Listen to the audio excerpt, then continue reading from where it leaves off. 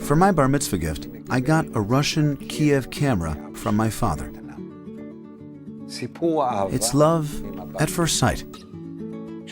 When I finished my military service, I decided to realize my life's dream and go to London to study film.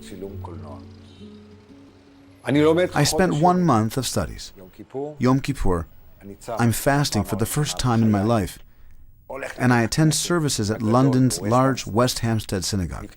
Then, in the afternoon, news spreads amongst the audience.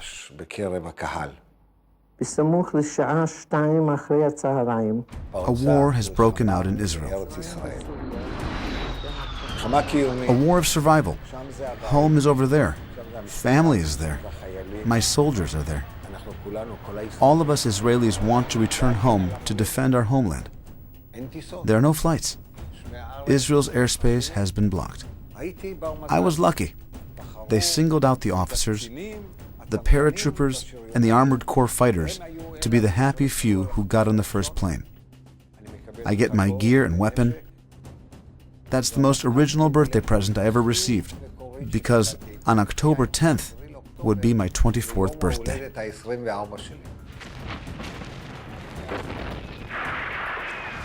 And so we were fighting until the very last day of the war.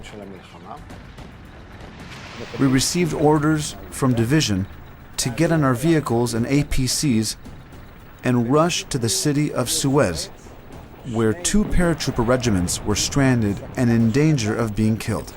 You must go in and rescue them. We headed out and could already see the town of Suez in the horizon, when suddenly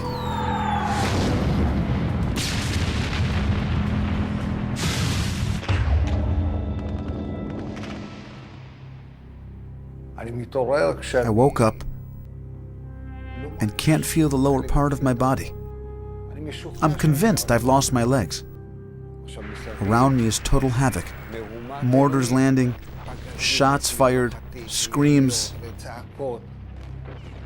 At that moment, I didn't know that 16 of my men had been killed in the barrage, and there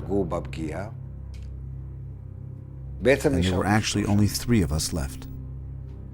In retrospect, I came out the least hurt because the other 2 were severely shell-shocked and for the past 40 years have never really left the city of Suez. I remember struggling on the plane not to let my eyes shut, not to sink in, not to lose consciousness, because I realized, wow, it's so easy to die, so easy to give up. It's much harder to hang on. But this difficulty is what gives you the essence of life.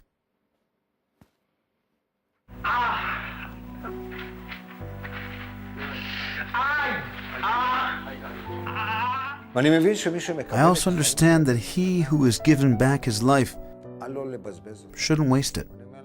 So I say to them, guys, I'm getting out of here on my 2 legs, and from here I'm going back to London to realize my dream and to make movies.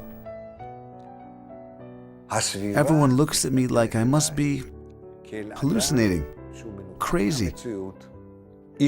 God forbid, and one day he's going to wake up and realize he's paralyzed. He has no legs.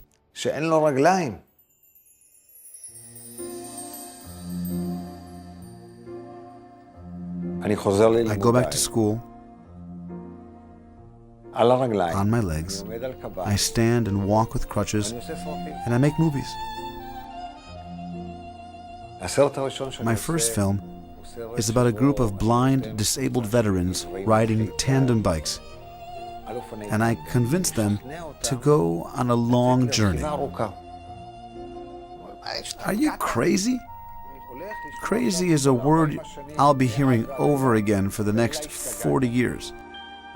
The word crazy used to scare me, but today I know if I hear it, I must be doing the right thing. Next, I'm offered to make a movie about underwater diving in the Sharm el-Sheikh region. and I have the experience of a lifetime. Spending a month and a half, weightless, underwater, floating. In 1988, I make my first full-feature film, which deals with shell shock. Suddenly, there are soldiers returning home from battle who are healthy in body, but whose souls are severely and critically wounded. The film comes out and causes a real stir amongst the journalists, the media, and the general public. At the same time, I was also testing myself. How far can I go? What are the boundaries and limitations of a guy who can't move his legs?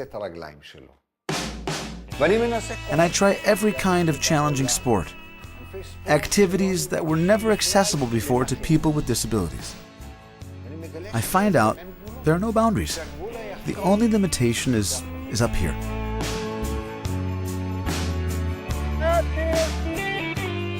Each adventure we went on, wow. It was the first time in Israel that disabled people were seen rappelling, jumping out of the sky and parachuting or diving, water skiing with no legs, blind people sailing a boat. It had never been done before. Yoel and a few good friends, all Tzahal disabled veterans, volunteered to establish Etgarim, a charity to help children with disabilities, offering them a chance to engage in challenging sports. Yoel receives many awards for his contributions to Israeli society, which continue to this day. הסיפור האישי ורב ההשראה של יואל שרון, מייסדה של אתגרים, הוא עלילת גבורה יוצאת דופן. שלום, בוקר טוב.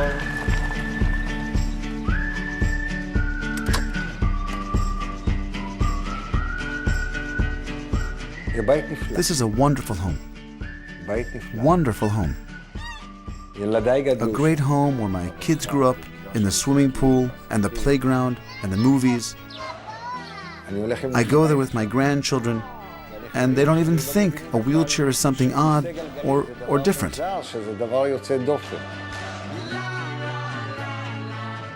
The wheelchair doesn't disturb me one bit.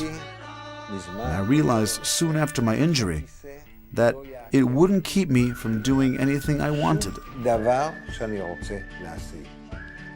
Everything's possible if only you want it.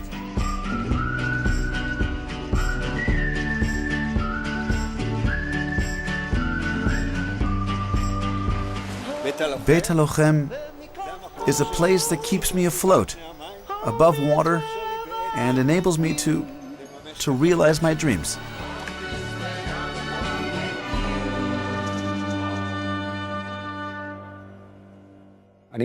I appear before audiences and I ask them, "What do you see?" But be honest. We see a wheelchair with a man sitting in it. After 2 hours, I ask them, "Look at me. What do you see?" They no longer see the chair. It's gone. Suddenly, they only see the person.